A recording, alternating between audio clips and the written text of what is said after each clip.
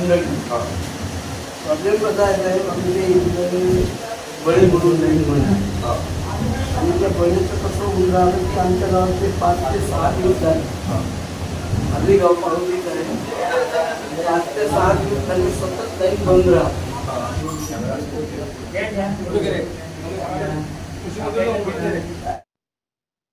नमस्कार, मी सदानंद खिल्लारे. आपण पाहतात द बहुजन आवाज. आज आपण उपस्थित आहोत दारव्हा शहरामध्ये आणि आपण माझ्या पाठीमागे पाहू शकता हे महावितरणचं कार्यालय आहे आणि माझ्यासोबत येथे काही जनता उपस्थित आहे. पाडोदी या गावावरून आलेले ग्रामस्थ आणि काही नागरिक उपस्थित आहे. त्यांनी आत्ताच नुकतेच अभियंता यांना निवेदन दिलेले आहे. कशा संदर्भातलं निवेदन आहे, काय आहे, यांच्याशी आपण बातचीत करूया. आपण आत्ताच साहेबांना निवेदन दिलेलं आहे. कशा संदर्भातलं निवेदन आहे, काय मागणी आहे? मी प्रकाश नवरंगे, अध्यक्ष दारव्हा तालुका काँग्रेस कमिटी दारव्हा. आज आमच्या या पाळोदी परिसरातील जे काही शेतकरी आहेत, ग्रामस्थ आहेत आणि या लोकांना आमच्या इथले जे लाईनमन आहेत, बडे म्हणून आहेत, त्यांचा एवढा त्रास आहे की कोणत्याही लोकांनी तक्रारी जर केल्या ग्रामस्थांनी म्हणा किंवा शेतकऱ्यांनी, तो केव्हाही ऐकण्याच्या मानसिकतेत राहत नाही. लोकांना त्रास देण्याचा एकमेव त्याचा हेतू राहते आणि अशा परिस्थितीमध्ये 6 दिवसापासून आमच्या पाळोदी गावची आणि परिसरातील सुद्धा लाईन विद्युत पुरवठा बंद आहे.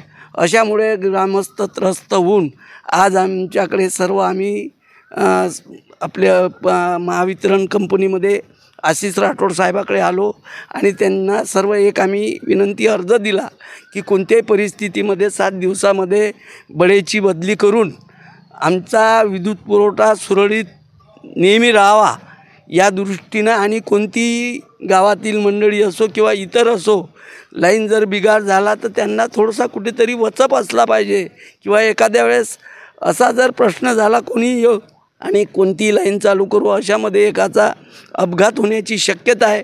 अशी दुर्घटना होऊ नये म्हणून त्यांनासुद्धा गावातली कोणती मंडळी येईल त्यांना आपण विद्युत पुरवठा दुरुस्त करण्यापासून थांबवलं पाहिजे आणि या बडे लाईनमनचा लवकर आपण बंदोबस्त करून आमच्या पाळोदी आणि परिसरातील सर्व शेतकरी ग्रामस्थ मंडळींना या लाईन विद्युत पुरवठ्याचा त्रास होऊ नये यासाठी आम्ही साहेबांना भेटलो.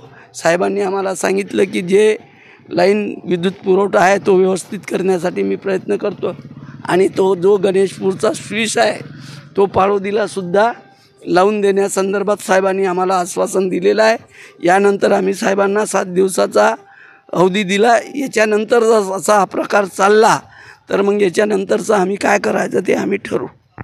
तर पाडोदी गावामधील विद्युत पुरवठा हा सुरळीत आणि व्यवस्थित चालला पाहिजे या संदर्भातली यांची एक मागणी आणि दुसरी मागणी ही तेथील असलेले पदस्थ असलेले लाईनमन यांच्याविषयीची मागणी होती. इतरही ग्रामस्थ आपल्यासोबत उपस्थित आहे, त्यांच्याशी आपण बातचीत करूया.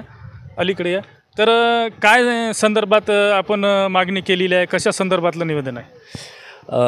आम्ही मागणी केली आहे की आमच्या गावामध्ये जे रात्रीची लाईट बंद राहते आणि अशा आज जे वातावरण आहे त्यामध्ये साप, विंचू असे विषारी बाहेर पडतात आणि त्यामुळे कोणाला जीवितहानी होऊ नये आणि रात्रभर लाईट बंद असल्यामुळे लहान मुलांचा झोपण्याचा सुद्धा त्रास होते आणि म्हणून आम्ही कार्यकारी अभियंता यांना विनंती केली की आमच्या गावामध्ये 1 आठवड्यापासून जे लाईट बंद आहे ते लाईट सुरू करण्यात यावी. कारण की रात्रीची लाईट बंद जाते आणि दिवसा ॲटोमॅटिक येते.